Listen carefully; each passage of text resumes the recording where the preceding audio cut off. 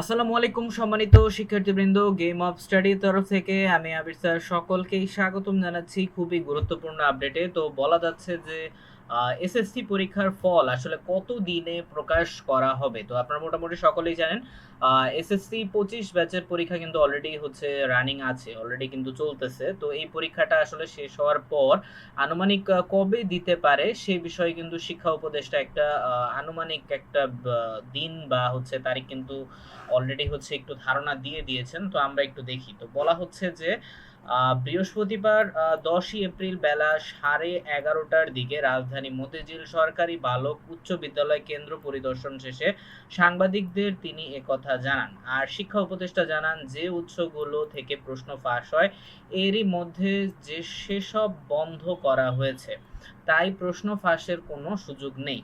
এ সময় রেওয়াজ অনুযায়ী ৬০ দিনের মধ্যেই এসএসসি পরীক্ষার ফলাফল প্রকাশ করা হবে বলেও জানান তিনি। আর এই সকাল ১০টা থেকে সকাল ১০টায় ৯টি শিক্ষা বোর্ডের অধীনে ২,২৯১টি কেন্দ্রে এসএসসি ও সমমানের পরীক্ষা শুরু হয়। চল শুরু এবং হচ্ছে চলবে ১টা পর্যন্ত। আর এবছর ১৯,২৮,০০০ পরীক্ষার্থী দেশের বিভিন্ন শিক্ষা বোর্ডের অধীনে পরীক্ষায় অংশ নিচ্ছে। আগামী ১৩ই মে শেষ হবে পরীক্ষা। আর ব্যবহারিক পরীক্ষা অনুষ্ঠিত হবে ১৫ থেকে ২২ মে।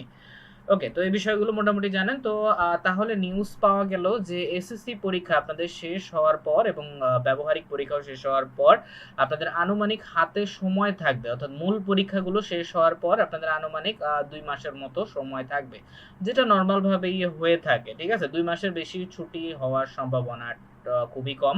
তো ইনশাল্লাহ ৬০ দিনের মধ্যেই আপনারা রেজাল্ট কিন্তু পেয়ে যাবেন। ওকে, তো যারা যারা পরীক্ষার্থী রয়েছেন তাদের সকলকেই শুভকামনা রইল।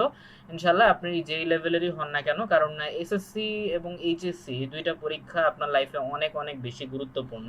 তো যারা পরীক্ষার্থী রয়েছেন আপনাদের সর্বোচ্চ সাফল্য কামনা করছি। তো এই ধরনেরই গুরুত্বপূর্ণ আপডেট পেতে অবশ্যই চ্যানেলটিকে সাবস্ক্রাইব করতে ভুলবেন না। ধন্যবাদ সবাইকে। আল্লাহ